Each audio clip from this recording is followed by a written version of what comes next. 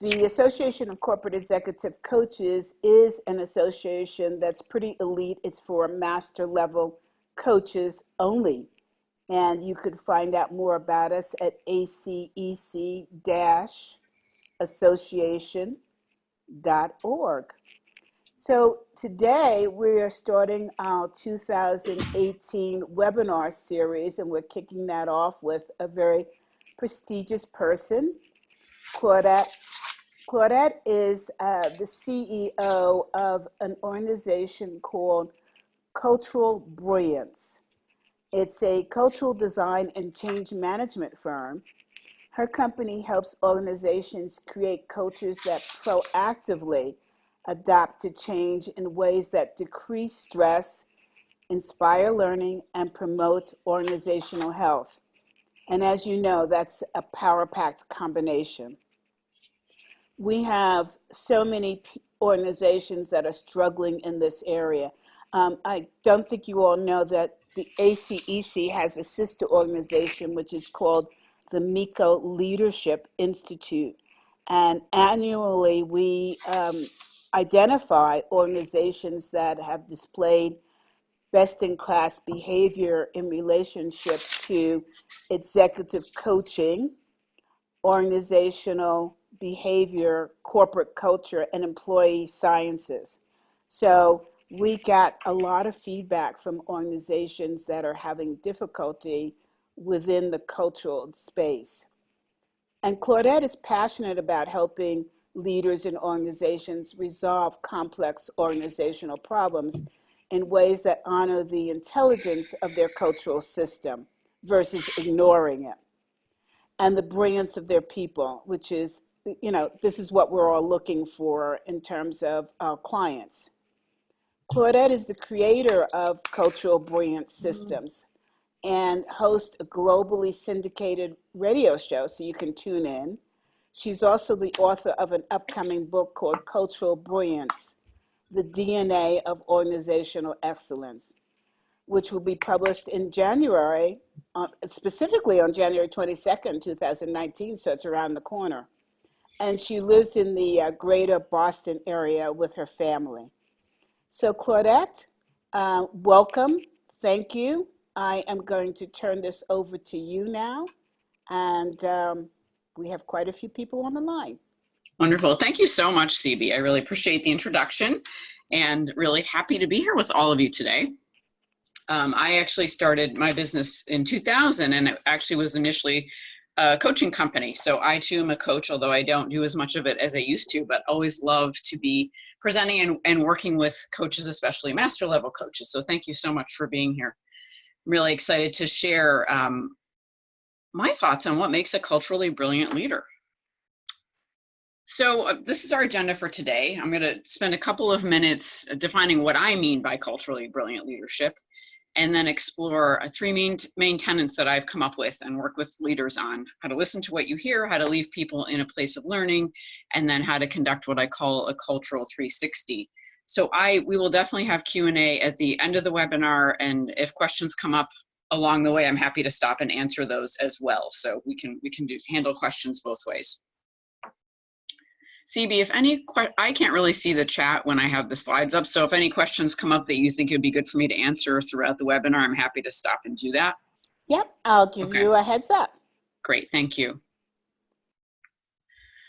So before we get into defining what makes a culturally brilliant leader, I want to define what I term brilliant cultures. And this is really the cornerstone or bedrock of my work. And we really won't get into that on the webinar, but I just wanted to give a teeny bit of context here. So when I'm talking about brilliant cultures, I'm talking about systems, cultural systems, that are proactively adapting to change.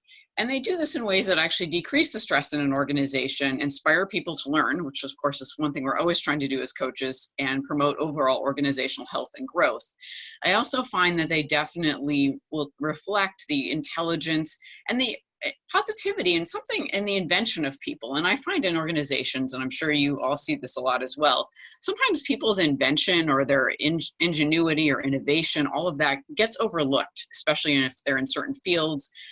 certain industries, they have certain personalities in which that isn't necessarily clear or obvious. So in a brilliant culture, we start to see more of that invention surface and be recognized.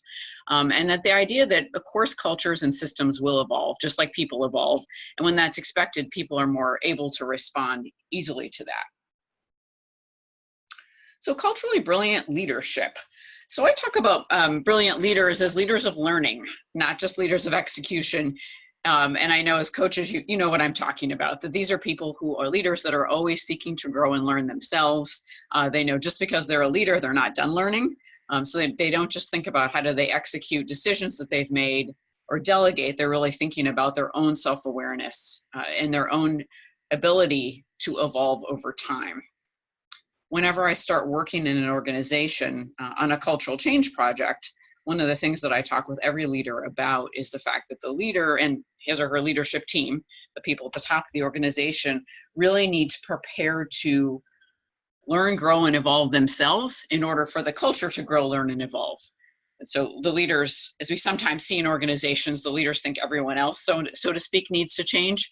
And what I talk with these leaders a lot about, just like we do when we're coaching them, is that they actually need to look at themselves and how they are impacting the culture. And to that end, culturally brilliant leaders recognize that, like everybody, they have blind spots, of course. They cannot see an entire culture. And this is sometimes news to some leaders I work with, that they are actually missing organizational information, not because they are at a deficit or they're incompetent or anything like that, but simply because no one human being can see everything or know everything. So people in their organization at all different levels have information about the organization and information about the culture that a leader simply just doesn't have. And it really behooves them to speak with people in different parts of the organization so that they can get a better picture of how the culture is operating. The other thing culturally brilliant leaders understand is that culture itself actually operates as a system, right? So culture is not just, how we do things around here. It's not just, the social events we have. It's not just morale. It is actually an organizational system. And if we look at culture as a system, use a systems thinking approach, it's much, much easier to understand. These leaders finally also know and realize that how people think, feel, and relate all drive trust in behavior within our culture, and that really, really matters. For example, just earlier today, literally, I got an email from someone in an organization I'm doing a big culture change project in, and he said, it's traditional in our organizational culture for people to be recognized at their 5, 10-year, 15, and 20 and on up work anniversaries. And this is a company in which people tend to stay a long time. And he said, I was not recognized last month for my 5-year anniversary. And he said, so I'm not necessarily even writing about that. I'm just saying we should be consistent. We should either recognize people or not recognize people. And the point he was getting at is how it made him feel and other people feel to be forgotten when it was their work anniversary. So even as we know, small things like that can make a really, really big difference. Intention and inclusion. Intention and inclusion. One thing I notice in organizations in which leaders are really great at understanding and shaping their culture is they are really intentional about it, and they are very inclusive about it. So they're intentional in the sense that they think through, how is what we're going to do now, how will this impact the culture, which could be in a really positive way, it could be in a less positive way, it could be neutrally, but how is this really going to impact where we're trying to go as an organization, and will our culture be aligned with it? And they're also inclusive, meaning that it's not just the person at the top who's thinking about the culture. It's not just the person or people at the top that are shaping and intending, that they really are moving that level of self-awareness and intention throughout the organization. This could take the form of getting feedback on a regular basis about the culture. This could take the form of, and we'll get into that a little bit later in the webinar about some intentional ways to get feedback about the culture. It could take that form. It could be that the culture is regularly spoken about throughout the organization, that people actually, part of the culture is talking about the culture and saying, this is the kind of culture we need to have in order to get where we want to go and to be successful as an organization, where we, to have a company which we really love working there, where we have less stress, where we want to grow and evolve, and we are growing and evolving. And you have, as one example, that level of conversation filtering throughout an organization. That in and of itself is another form of inclusion. one of the things that sometimes I get concerned about is when I see an organization that's only focusing on the upper leadership when it's going through a cultural change. That's not the work that I do, but I sometimes will talk to organizations and they'll say, yeah, we worked a lot on our culture. Our senior leadership team, was, had coaches for a year, or we had a consultant come in. And I think that's really, really great that you all worked on yourselves and yourselves as a team. But what did that really do for the rest of your organization? I'm sure it filtered on down, but was anyone else part of that conversation, part of that cultural discussion? And one of the ways I work with organizations, and something I think is most effective, is to include as many people as possible in the larger cultural conversation.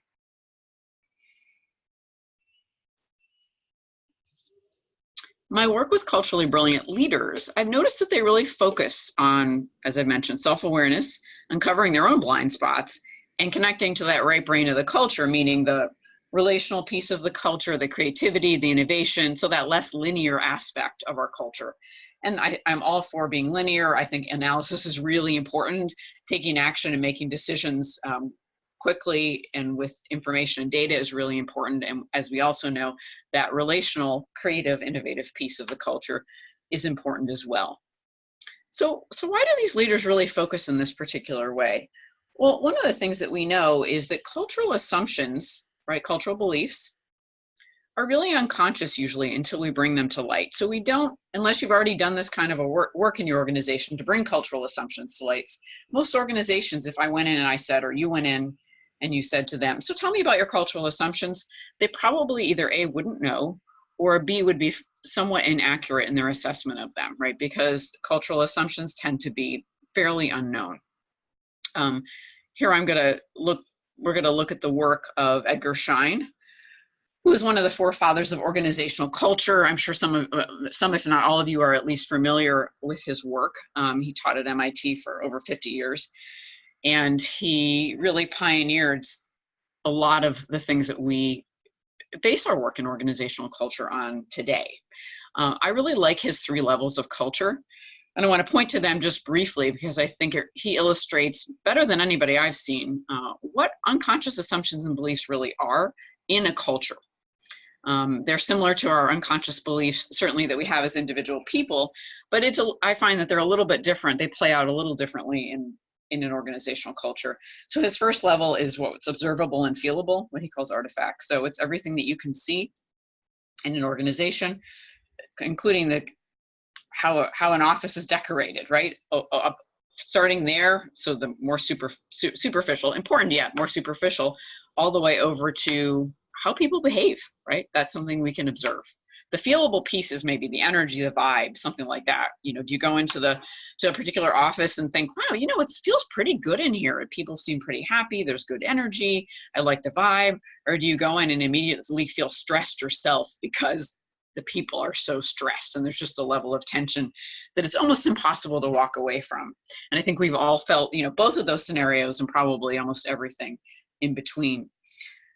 Edgar Schein's second level of culture is what he calls the espoused values, and it's what we value and believe, and these tend to be values and beliefs that are known. They may or may not be discussed, but they tend to be at least known. And if you ask people about them, what are your values? What do you believe? They'd be able to share them with you fairly accurately. And then the third level, the bottom level, are the unconscious assumptions. And these are the beliefs that are driving how we think and act on a regular basis in an organization. And what's really interesting when you do this kind of work in a culture, not just with the leaders, but people from all different aspects of the organization, and you start to uncover these cultural assumptions, everything in a culture starts to make sense almost always. Then why people do what they do, how they behave, things like that, all starts to make perfect sense.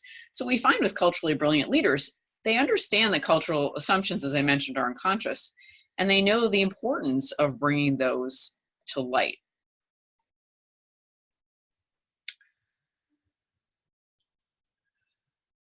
A saying I like to use is, we cannot change what we don't understand. Of course, the caveat is that you could go ahead and change what you don't understand, but you're probably going to make a big mess.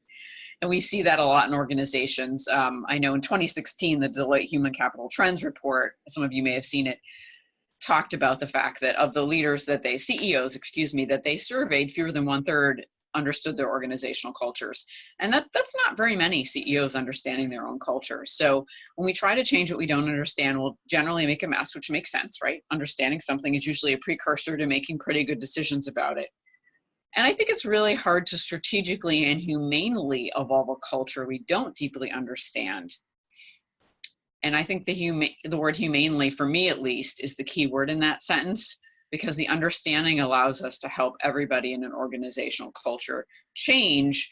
And leaders who are pretty savvy about culture understand that we can't, and you all know this, that we can't force people to change. And when we do, it certainly doesn't work well, and sometimes it's pretty insensitive to people. It tends to fray trust. It doesn't build psychological safety. So we really, when we're trying to help a culture evolve and change, and the people within it evolve and change, we really want to understand it pretty deeply first. I was working with a coaching client of my own several years ago, and he shared a story with me that I've never forgotten. He worked for an organization that was a family-based organization. And so the founder had been the father, and the company was now run by 3 brothers. So 3 brothers ran the organization. And as is often the case with many family businesses, there was some conflict. And my client, we'll just call him Jim. Jim said to me, one of the things that's really interesting about our company is the underpinnings of the company culture are actually based on the fact that the 3 brothers are almost always angry with each other. And I was fascinated by this, because I thought, isn't that interesting that the underpinnings of this particular organizational culture were actually based on the brothers being angry with each other. In other words, Jim said, if they weren't angry with each other, that would actually change our culture. And in fact, if they weren't angry with each other, I bet some people would really not know what to do with themselves, because we're all so used to them being angry with each other, which stops some things from happening and allows other things to happen. Right? So it's an actually really interesting piece that when we understand more about how a culture works, we get down to some of those underpinnings that will help a culture move forward once we understand its context. I also think that culturally brilliant leaders are what I call context givers. We know some leaders do this very naturally. There are leaders that give context probably without even thinking much about it. They would almost always do it. That's just the kind of people they are. And we also know there are leaders that don't naturally give context, and that's one of the things that we coach them on, right? For whatever reason, it's just not how they think about things. They may not understand the need for context. They may not need it, and so they don't naturally give it to other people. Some leaders also think that people know more than they know more context than they have, and they just think because they know what other people do, which is true for many of us just as humans. We sometimes make that mistake. So when a leader is a context giver, they understand themselves in relationship to the culture, meaning that they have a general understanding, at least, of how they as a leader are impacting the culture at least part of the time. And then they also want to make sure the context they're giving aligns with people's perception of a culture. Here's an example. Often in many organizations we certainly see lots of articles about it, that people want to create cultures that are more innovative, organizations that are more innovative. And that's great. That's great. But sometimes what I see happen is a leader will announce to everybody, at a company meeting or an annual retreat or whatever the case may be, strategic planning meeting, we are hereby going to become a more innovative organization, without really thinking through what that means, how that will happen. Doesn't even align in, sort of in any universe with the current culture. So if you have an organizational culture that probably for very good reasons over time has evolved to being, let's say, fairly rigid, pretty rule bound or bureaucratic. And I believe that organizational culture typically evolves, when we're not paying attention, it will evolve organically. And when we look at how it evolved and why, it usually makes a lot of sense. It makes a lot of sense. So culture itself has its own form of logic. So when you have a culture that's been more bureaucratic or rigid over time, hierarchical, something like that, and a leader says we are hereby going to be innovative this year, in 2019 we're going to be innovative, and you have a culture that is at the opposite end of the spectrum of innovation, that context doesn't make sense. That's not going to align with people's perception of the culture. They may not even know what that they know what innovation means intellectually, of course, but they don't really have any idea probably what it means behaviorally within the culture. There'll probably be a few people who are really excited about being more innovative, but a lot of people, given that made up scenario, might be thinking, I don't even know what he's talking about. What will we do differently? What does that even mean? Does that mean I should come up with 50 ideas? What, I don't know what to do here. So if you're, as a leader wants their culture or wants to help their culture evolve in a particular way, if you using the same example of a hierarchical or more bureaucratic organization that you want to become more innovative, you're probably going to need to do it in phases. You're probably not going to call it innovation immediately. It might be something like, we want to solve problems differently this year. We want to look at some of the things that might be holding us back. We're noticing sometimes we have too many obstacles, and there might be ways for us to start removing some obstacles. So you may phase it. It may be 2 or 3 years from now that you really start talking about innovation, depending on what kind of culture you have. So this is a key point, I think, with culturally brilliant leaders. They really think through context and how it's going to align with people's perception of the organization.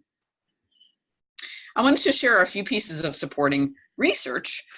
And I often share this when I'm working with, I'm giving this webinar to people in the academic field, the leadership field, certainly master level coaches, just that you understand what some of my work is based on. Edgar Schein, as I mentioned, Dr. Amy Edmondson, who's one of the pioneers of psychological safety. She's at Harvard.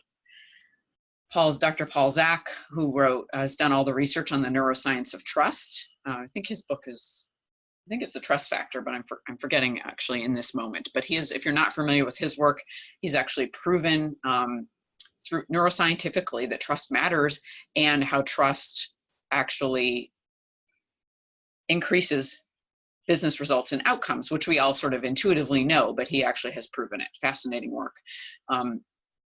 Keegan and Leahy, also out of Harvard, their book, In Everyone Culture, in which they talk about deliberately developmental organizations. That is an amazing book if you're not familiar with it. Carol Dweck's work on mindset, the growth versus fixed mindset. William Bridges, which is such a classic, amazing piece of work on organizational change and transition. And then Donnella Meadows, who is one of the pioneers, more recent pioneers in systems thinking, and really took it forward. And I think explains systems thinking in a way that regular people, so to speak, can understand, that you don't need a PhD in systems thinking to understand it. And I think some other authors are less accessible, and I think her work really is something almost anybody can pick up and read about and start to understand systems thinking more clearly. It's one I use a lot when I bring systems thinking into organizations. So let's talk about the first tenet of culturally brilliant leadership, which is listening to what you hear.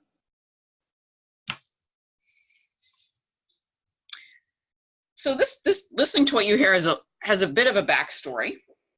And as you see on the slide, it's listening to what you hear, not only what you want to hear or hope to hear.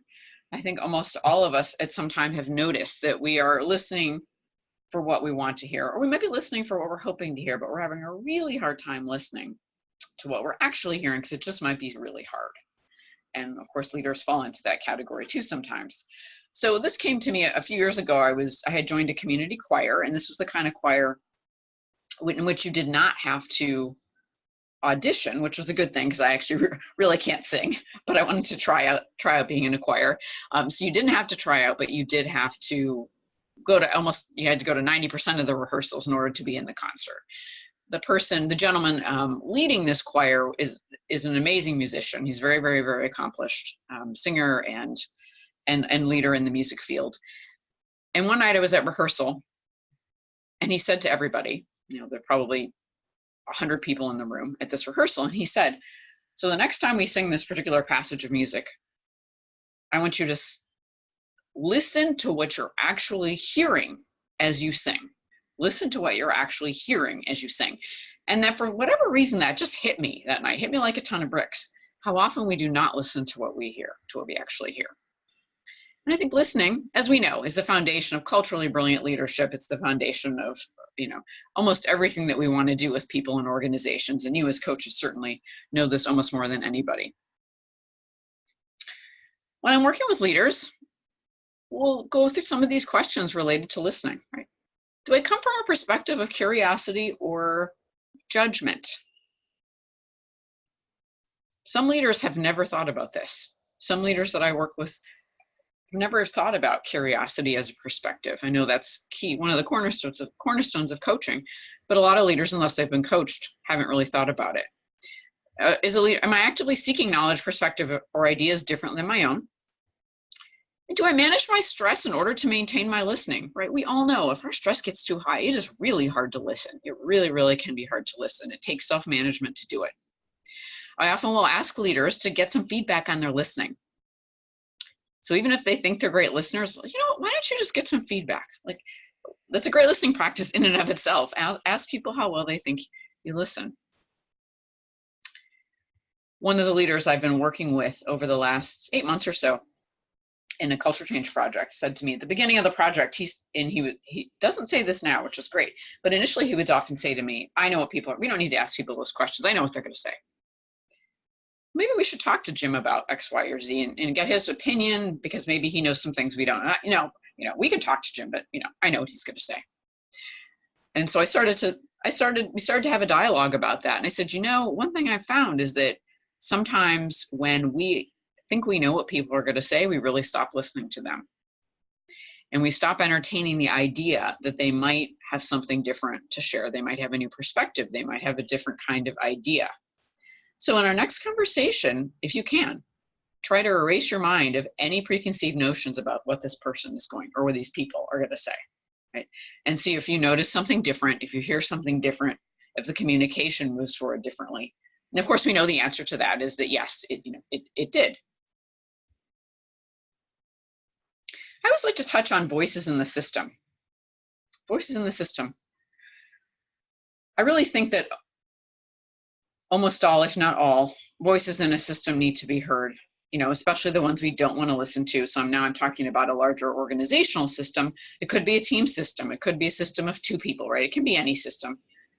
But what we know is that telling the truth, telling the truth certainly is required to be a culturally savvy leader. It's required for any sort of cultural change. And what we know is that telling the truth often requires vulnerability and courage. So even when people are telling a truth and it seems like it wasn't hard for them, that it was easy for them, if you ask them later, they'll probably say, I felt really vulnerable. That took some courage. I really prepared for that. I was nervous about that conversation. I was really afraid about what was going to happen in that meeting. So I like to always emphasize that all voices deserve to be acknowledged, and I think especially the ones we don't want to listen to. Last year, I was doing some work in an engineering organization in Boston area, and there was a person in the organization, in that particular system, that was regarded as a bully. And I think that was fairly accurate in a lot of ways. He tended to talk over people. He did not listen well. Sometimes he put other people down, and he did it pretty systematically. It didn't seem to matter who he was speaking with, so no one was particularly targeted in this. But I think people didn't want to speak with him. They didn't, they wanted to work around him. All the things that we want to do when we're dealing with someone who is engaging in bullying behavior. And so that was, of course, completely unacceptable and was dealt with. But one of the things that I said to the leader, I said, even though Ralph has these behaviors and these, he communicates in these ways that are really inappropriate, if we were to look beneath his style and his behavior, the message is really interesting, because this guy was really business savvy. He was very business savvy. The way he thought about things, the kinds of decisions he wanted to make actually were in the best interest of the business. Unfortunately, that message, as you can imagine, was completely lost because he was treating people well, right? And sometimes was engaging in this bullying behavior. But I said to the leader, listen underneath all of that. You need to deal with his behavior, of course, and you can't communicate with people like that. But when you look underneath, he has something really important to share around the business. And I said, if you can look at his message around the business and acknowledge that, you might be able to start working with him on improving his behavior. And it turned out this person was not willing to improve his behavior, so he was asked to leave the organization. But if he had been willing to, it could have worked out, because he had something incredibly important to share. He had a lot of business knowledge and savvy. So I always encourage leaders as much as possible to really listen to all the voices and see if there's an important message that even a challenging voice wants to share, which, as I said, doesn't mean you don't handle the behavior, because of course we always need to do that. This is an exercise I often give, another exercise I often give leaders and lots of people in organizations, you know, a team, a manager, not just leaders, of course, because anybody in an organization can become culturally brilliant, not just the leaders. What I call the easy, hard to hear exercise, just having them do some self-reflection, right? What's easy to hear? What's challenging for you to hear? Most of us haven't thought about that, right? Notice both over a course of a week. I always like to ask people to make lists, because I think that we tend to forget, you know, what we've observed, simply because we're so busy and have so much information that we take in over the course of a week. And then have them, once they've made the list, really look at each list and see what they notice. And point number 5 there on the slide, if you really listen to the hard to hear issues, you know, what would you learn? What would change in that particular relationship or in any relationship? And what would be possible, right? What would be possible here? So the leader I mentioned a few minutes ago, who always knew what everyone was going to say, right? Oh, I know what so-and-so's going to say. We don't need to talk with them. I gave him this exercise, and luckily he was willing to take it on. And he did do the exercise over the course of a week or so, and came up with a couple of really interesting lists, his easy to hear list and his challenging to hear list. And the thing that he noticed, and he somewhat knew this already, but it brought it to light more for him. The things that were most challenging for him to hear were the people that came to him with problems and no solutions. I'm sure many of us can relate to that. So people who repeatedly would come to him, say, this is, Jerry, it's a made-up name, Jerry, this is the problem. There's this problem and this problem and this problem and this problem. And that's how it sounded to him, like it was just a litany of problem after problem after problem after problem. And he described it that way to me. And no, they didn't come and say, Jerry, I have this situation and this is what I'd like to do to resolve it. I just want to make sure you're okay with that. Or Jerry, something came up last week and I've worked on a solution, but I'm 95% sure this will work, but I really just wanted your feedback on it before I move forward. I don't want to make a mistake here. He would have been fine with that also, right? But he wanted people to really rise to the occasion of solving the problem, or at least trying to solve the problem, and then coming to him for feedback or an okay or whatever, if his approval was needed or whatever needed to happen there. So that's what was really challenging for him to hear.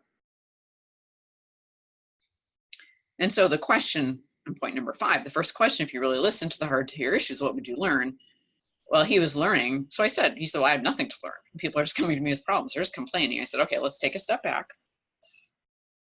and peel away that layer, right? So the surface level response is, there's nothing for me to learn here. People are just complaining. I said, okay, that's number 1. So if we go beneath that, what else could you possibly learn here? And so we did that, we talked about that for a while. And what he actually came up with was realizing that for whatever reason over time, people in his organization, part of the culture had evolved, that people didn't solve problems very well.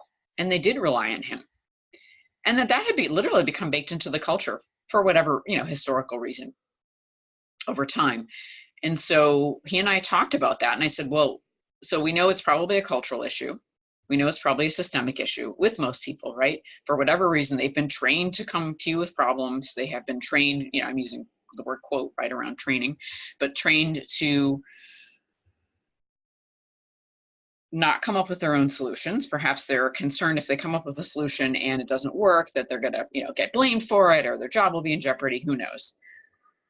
But what do you really need to do here? And he said, I need to talk with them about this. He said, they probably need some coaching on how to problem solve. I need to make it clear that they have permission to solve problems, and then they can come to me if they need a sounding board. They can come to me if they know it's something I should approve or that I need to have a hand in giving a yes or no to.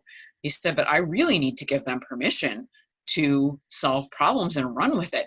And we also talked about the fact that that the folks in the organization needed to know that if they solved a problem, they executed the solution, and something didn't go well, that it was going, within reason, it was going to be okay, that he would talk with them about the situation and they'd use it as a learning experience, that that mistakes were okay. And people needed to use their judgment, of course, and be discerning. And I said, well, let's do some training and coaching on problem solving. Let's do some training and coaching on root cause analysis so people can use their good judgment in coming up with solutions. Let's talk about the power of making mistakes and learning from them. Let's set up some different kinds of, weekly discussion groups around problem solving, temporarily, and how to come up with good solutions and how to execute on decisions and things like that, so that folks really learn how to do this and you can help them change this part of the culture. So that's what we did. He was really on board with that. He realized that people had come by their behavioral patterns of not solving problems pretty honestly because they had become part of the culture. And his job as a leader was to give them the tools, right? The recognition, the awareness, self-awareness, and the tools for coaching and training and permission to be able to change that behavior. So in this case with Jerry, this exercise was incredibly powerful in terms of really netting an overall change to the culture. It's not always that dramatic, but with Jerry, it actually was pretty dramatic throughout the entire organization. So you never know what's going to happen when people listen to what they hear.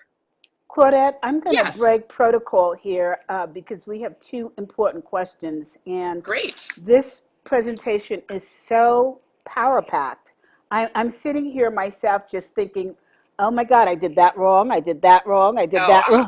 As the CEO of the Association of Corporate Executive Coaches, I thought, okay, so I have learned to provide safe spaces, psychologically safe spaces, because I always say I don't run the organization, the members do, but my God, am I learning here? So let me just ask the two questions. Sure. One was, based upon what you've seen, what is the most successful system that CEOs can set up to get direct feedback from all levels? And that would include from the janitor to the COO. Great question. Yeah.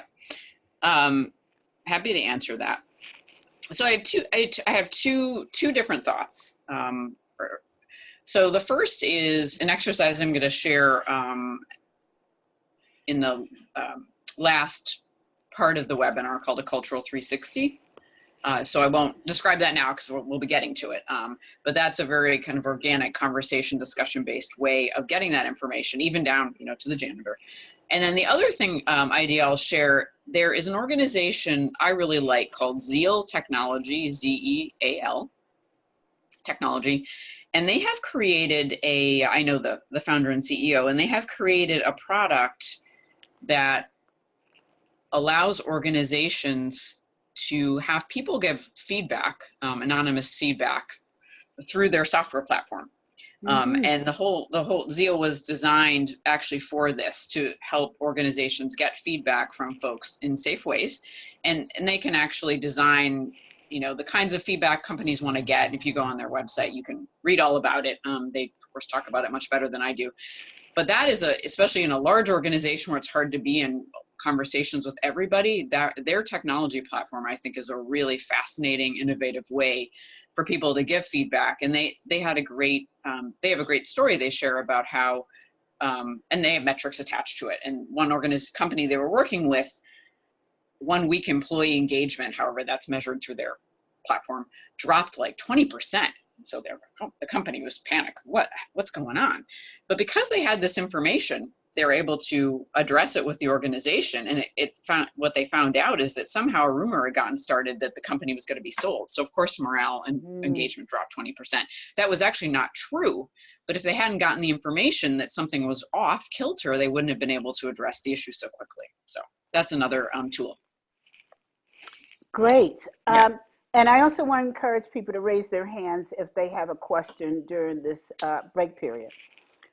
The next question was, hold on, how does a CEO check to be sure that information that they are delivering is filtered down to the very bottom of the organization? There's been observation that in the disruptive cultures, such Mhm. as Airbnb, that this happens because Mhm. it tends to be more flat. But in organizations where it's not flat, how can a CEO or anyone in the C-suite be Mhm. sure that their actual word is being translated and transferred down the organization?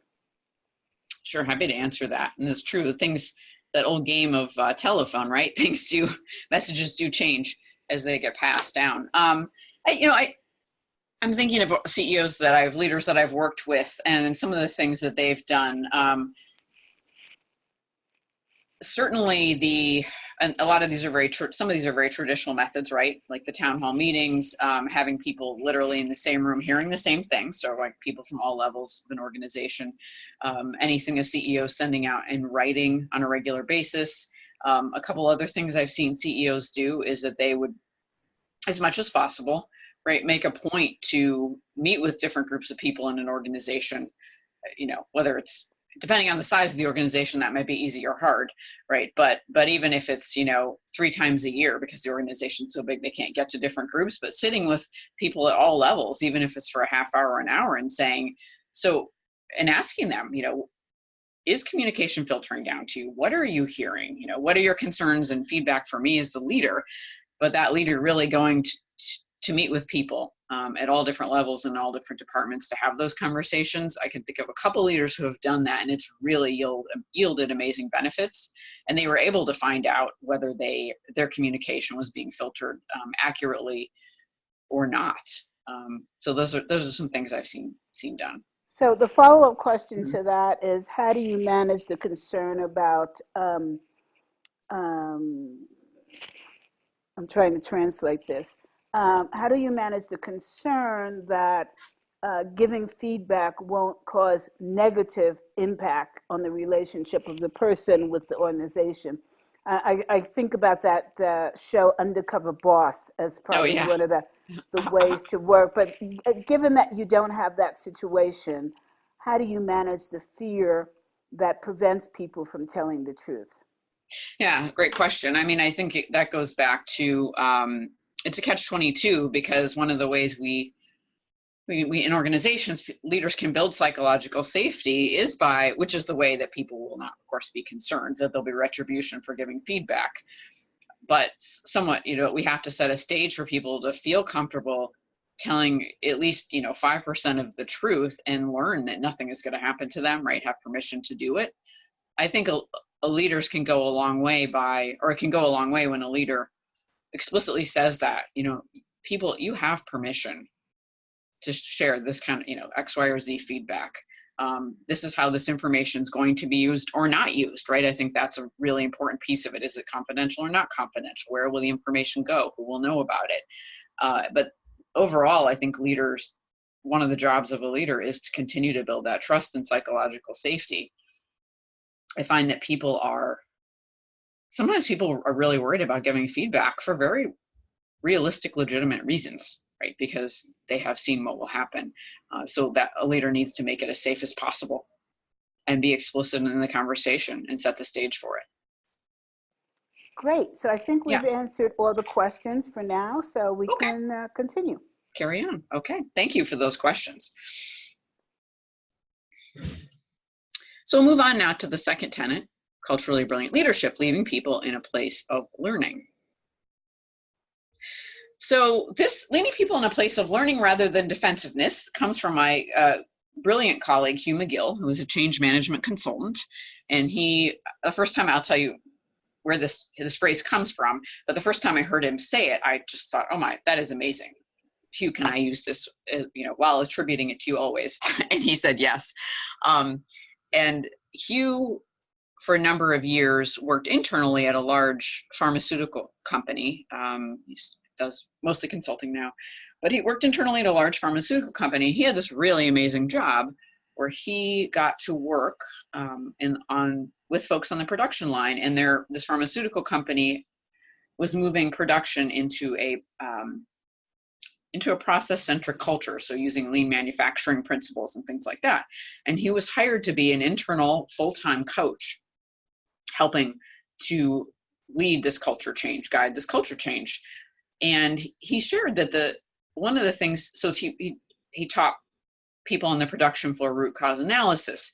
He taught them all about lean manufacturing. He also did a lot of work with them on how to communicate with each other, how to listen to each other, how to work together and problem solve. So he's truly coached them.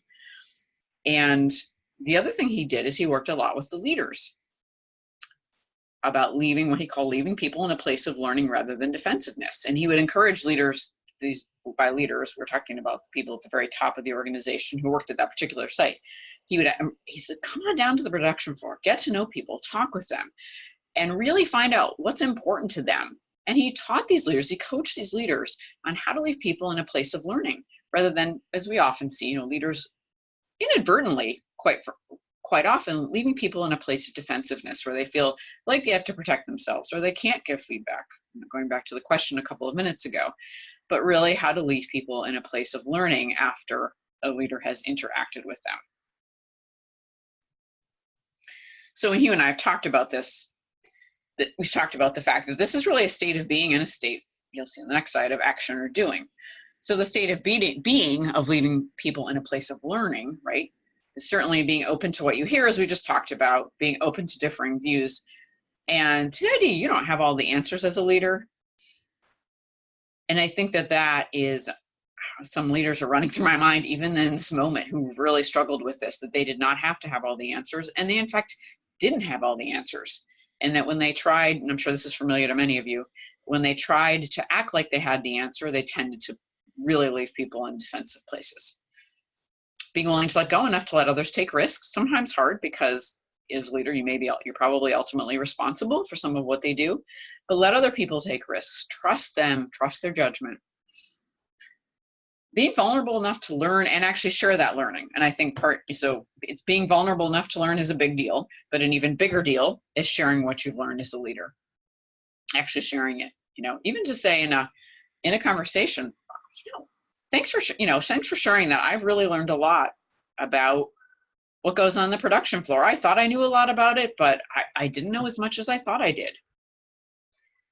Being open to connecting in an adult-to-adult interaction, and what that's getting to is sometimes leaders will speak with folks who report to them or work for the organization they lead, right, in a way that is not adult-to-adult, right? It's more like adult-to-child or something like that, and it lacks the respect, and it lacks the acknowledgement that even though someone might be a leader and I might be, someone who is working in the call center and customer service or whatever the case may be, that we are actually both adults and that we should treat each other in that way. So the state of action or the state of doing of leaving people in a place of learning. Listening, getting curious, asking good questions. This is basic. We already talked a lot about listening, but I feel like this can never be overstated. I was once coaching a leader, this was many years ago, and she was a leader in the educational field. And we were talking about the power of curiosity. And this was a highly intelligent woman. She had a master's in education, the whole 9 yards. And she had no idea what I was talking about. And we took us a couple of coaching sessions of intense conversation of really, she was game. She was trying to go there with me. And we're like, what is the idea? What do you mean by being curious? And she actually said to me, and I really appreciated her honesty because it helped us move through this. She said, what is wrong with being defensive? I don't get what's the problem. I don't understand what's wrong with being defensive. If someone says something to me and I don't like it, what's wrong with me being defensive? So we went through all of that and the impact of defensiveness and how you can replace defensiveness with curiosity. And then when you're curious, as we all know as coaches, we cannot be judgmental. We cannot be curious and judgmental simultaneously. Those two, at least in my brain, those two things cannot happen at exactly the same time. So I think part of leaving people in a place of learning is really getting curious about them, getting curious about what they're up to, what they're doing, what's important to them, and asking those kinds of questions. How are you creating psychological safety is always a really good question. Are we creating an environment in which people know that if they speak up, they share their ideas, they make a mistake, they get vulnerable and talk about a concern with their team, that they're not worried about retribution, they're not worried about their jobs, they're not worried about someone humiliating them or talking behind their backs. being honest, telling the truth, and holding people accountable. I think this piece around telling the truth, I've seen leaders who I would consider pretty well-intentioned leaders that were, good people, by any measure, who were trying to do the right thing as leaders, shy away from telling the truth because they were worried about what people would think. They actually thought it would hurt people's feelings too much in some cases. They thought if they told the truth, almost like everything would crumble around them in some way, not around them, but around in the organization, that things would somehow fall apart. And so they skirted the truth. They didn't ever, these people I'm thinking of never lied or anything, but they didn't tell the whole truth, like sin of omission. And it really actually hurt the organization quite a bit. And in the case I'm thinking of, it would have been much better if they just told the truth, even if it was hard, and then took action based on that reality. I think holding people accountable is, although it's talked about a lot, we talk about it as coaches, lots of leadership books talk about it. Patrick Lencioni's book on the 5 dysfunctions of a team, right? Almost every book on leadership or teamwork talks about accountability for sure. And yet it seems like it's really challenging for some leaders to hold people accountable. And I think when we hold people accountable, we actually respect them. I think when we hold them accountable, we help them grow. And even though it might be hard for them to hear, it's a really important aspect of leaving them in a place of learning, right? Is when we hold them accountable. And a leader can invite other people to hold them accountable also. Remember my colleague Hugh McGill worked for the pharmaceutical company, telling me a story about how a bunch of the higher level leaders at the company got together to solve a problem on the production line. And so they came up with what they thought was this amazing solution. And so then they presented it to the people the four people who managed the different aspects of the production line, those managers. And those managers actually laughed. They laughed and laughed and laughed, he said, because the solution was so bad, because the senior leaders didn't work on the production line. They didn't manage it, so they just didn't have enough information. And so the 4 people got together, the 4 men and women got together, and they came up with a solution, which made more sense because they were people who knew the inside and out, the production line inside and out, and knew what people on the production line who were doing the day-to-day work really needed. And this was an example of those senior leaders really not trusting other people's abilities and decisions and problem solving. Luckily, he was able to get the senior leaders to let go and say, look, you know what, your solutions are not going to work here. This is why. We have people who have already come up with a solution that will work. Here's why. So let's go down this path. And after that, the senior leaders did not get involved in any sort of detailed way in solving problems on the production line, and let the people who knew how to do it really do it, and trusted them to do it. I think another part of leaving people in a place of learning is helping them grow. Ask them what they've learned and find out what they need, right? Ask people. So even if they, I know you went to a training on how to have difficult conversations last week. I'd love to hear what you learned. Yeah, what was meaningful to you about the training? What have you taken and applied? What did you get out of it? What were your insights? I'd like to know, because maybe I'll learn from what you learned. And then asking people what they need. One of the companies I'm doing as I mentioned, a large consulting project in now. A lot of times when it's a manufacturing company, so of course equipment's a big deal. When we ask people what they need, a lot of times they talk about equipment. Well, you know what? This piece of equipment's been broken for a while, or we have this piece of equipment and it works, but if we had 2 of this, we'd be able to get so much more done. Things like that. So they're not having these deep psychological needs. They're not, they're fairly engaged, in the work that they do. But the thing that really frustrates them and starts to disengage them is when their equipment needs aren't met, which actually makes sense given what they do. So asking people what they need also will help leave them in a place of learning. Another organization I worked with last year was a energy company. And this was a really interesting project because I didn't work with the entire company. I worked with the compliance department. And the person who runs the compliance department is a woman I've actually known for a while, and I knew her in a different capacity. And she knew about my work with culture, and we decided to team up. And she's very invested in the culture of the organization. She's a very visionary type engineer who runs the compliance area. And she said, compliance at our company is really viewed as a burden versus a benefit. And I'd really like the culture of compliance to be viewed as a benefit. So we worked with them, I worked with them over a series of months to really shift how they perceive the culture of compliance, and some really neat things came out of that project. But one of the things this woman said, who was the director of compliance, she said when we debriefed after, and I said, what, we debriefed on the work and our work together and what came out of it and all of that. One of the things she said is, what I really learned here, she said, is I should have listened sooner. She said, I was trying to solve the wrong problem in the compliance department.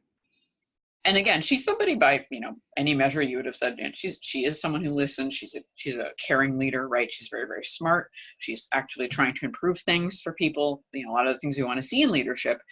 And she herself said, I should have listened. I was listening to the wrong things. I wasn't listening closely enough.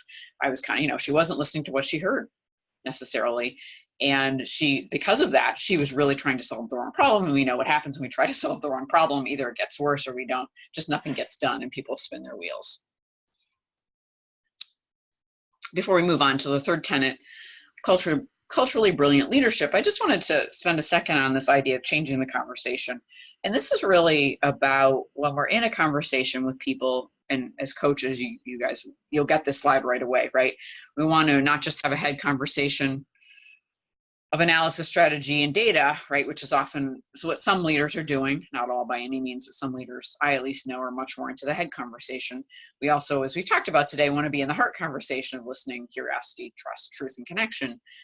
I really think the energy conversation matters a lot, right? And as coaches, we get the energy conversation, whether we talk about it or not, but not all leaders do. And I find this can be a game changer in some cases when leaders start to understand, or even be exposed to, they might not even know about it, right? But be exposed to and understand that there is an intelligence to their culture, right? That energy is collective, that things are emerging all the time. And if you start to notice them, you can actually capitalize on them, right? You can use them to help you adapt to change better. You can use them to help you understand what's shifting and emerging in your culture. So I think really looking at conversations from the head, heart, and energy perspective for some leaders really I found has been a game changer in terms of helping to leave people in a place of learning and really just helping them be very tuned into their own organizational cultures. So leaving people in a place of defensiveness, right? This is the opposite of leaving people in a place of learning. And unfortunately, this list only took me about 30 seconds to make. It's a familiar list, and it's what we don't want to see happening. So this is just the quick contrast list, right? To leaving people in a place of learning, not listening, interrogating people, needing to be right, not trusting people, not being psychologically safe, excuse me. And I just want to highlight that last bullet for a second. Creating a culture in which people feel disrespected and disengaged, and then complaining about those people. That doesn't make any sense, right, when I say that out loud. Yet we can probably all think of an organization we have coached in or worked in or consulted in which this has happened, right?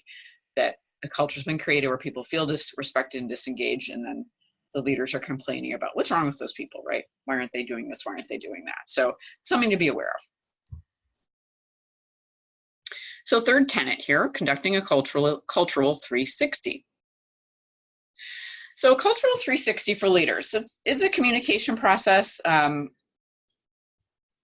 which will help leaders gain a better understanding of their own organizational culture, cultural blind spots, and how specific issues are perceived. So this is another answer to the question on the first question that got asked in the webinar so far about how people can successfully understand what's going on in their culture, from the top all the way down at every level. So this is the cultural 360. So cultural blind spots. Leaders will often assume they perceive their culture accurately.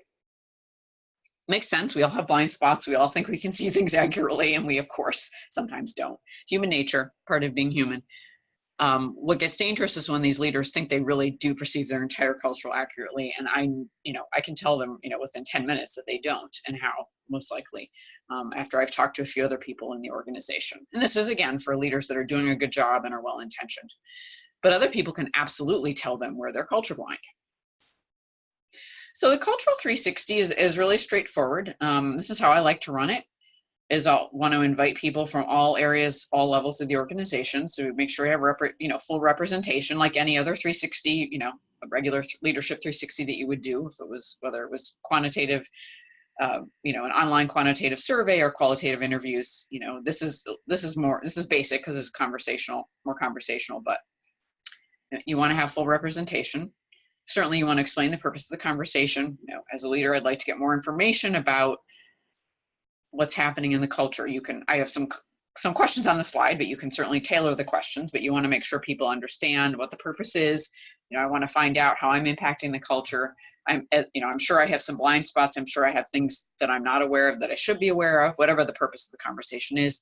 Of course, how the information will be used is really, really important to try to create a safe environment for people, which might be the information will stay with me. I'm the only person who's going to know this, or with your permission, I'd like to share this with the senior leadership team and it won't go any further, or all the information is going to be compiled just thematically and we're going to share it out with the rest of the organization, but no one's name will be used, whatever the case may be.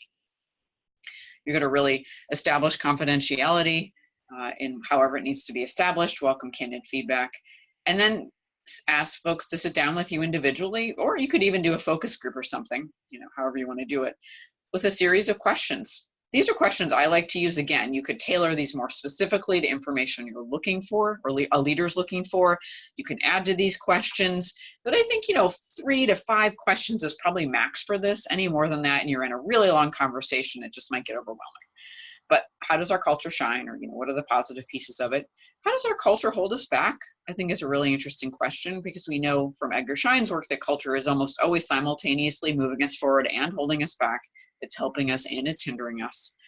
What am I not seeing about our culture or myself that I should be, which is a question I really love. And when a leader asks this question, I think they're leaving people in a place of learning. They're making themselves vulnerable to feedback. They're really role modeling a lot of good things with this question, and they're getting good information. And how could we better align our culture with our organizational direction? I think it can be really helpful too as a question. And like I said, you can use these, use your own, narrow it down, make it more specific. And then once you've done that, or while you're doing that, while you're engaged in this exercise, of course you want to listen to what you hear, as we've talked about. You really want to acknowledge people's truths, right? Just because it's my truth, it does not mean it's your truth. We know that truth is individual. So we're not debating what's right or wrong. You just want to really acknowledge where people are coming from. And then I really believe in the power of acting on those truths, right? As much as it is possible as a leader to do so, and I know leaders cannot act on every piece of feedback. Sometimes people do have misperceptions about a culture, right? So there's a lot of caveats to that. But as much as possible, take action, do something to show that you've acted on the feedback you received. Just a couple of winters ago, I did a consulting project in a state agency. And the state agency does a lot of really, really good work for a very vulnerable population. And I would say almost across the board, everyone I met at that agency was just a truly lovely person, really invested. At a state agency, most people are not making a lot of money. They were not making a lot of money necessarily. They were really invested in the population they served. They were doing some amazing work. And here's something that was really interesting about the culture, and this has to do with acting on truth, is there were some things that were going on in the culture that were really making it hard for me to do the consulting job I had been asked to do, right? Work was scoped, it was contracted, et cetera. I was asked to accomplish a certain set of things. And it was challenging for me to do it because of some aspects of the culture. So I had a series of conversations with, the right people to help solve this, and said, this is what's going on, on my end of things. And it's making it really challenging for me to do what I need to do for you, right? So can we try to work this out? And they said, absolutely. We hear where you're coming from, Claudette, that we completely agree with you, right? They're saying, it wasn't a saying, excuse me, their phrase was, we own this, right? They'd say, we own it. We completely own this. We own this. You're absolutely right about this. This needs to change. And so I had a series of conversations that all went pretty much like that. And I thought, oh, good, this is great. Now we've gotten somewhere, things will improve and I'm going to really be able to do what I've been asked to do. I was wrong. They owned it and didn't do anything about it. So they listened, they acknowledged, they owned, and they did absolutely nothing, virtually nothing about changing anything. And what I started to notice was this was part of their culture. This was part of their culture. It was part of their culture to actually be sort of long-suffering public servants, as many public servants are, for good reason, because they work a lot and don't get paid a lot and don't always get recognized. But they really adopted the public servant persona in that particular way, and their part of their culture was to make things really complicated, to really run around in circles trying to solve problems and not getting them solved. Whereas I would look at it and say, well, if we just do this, this, and this, you could solve this problem. You know, I was trying to look for the simplest thing, simplest solution, Occam's razor. The simplest solution is usually the best one.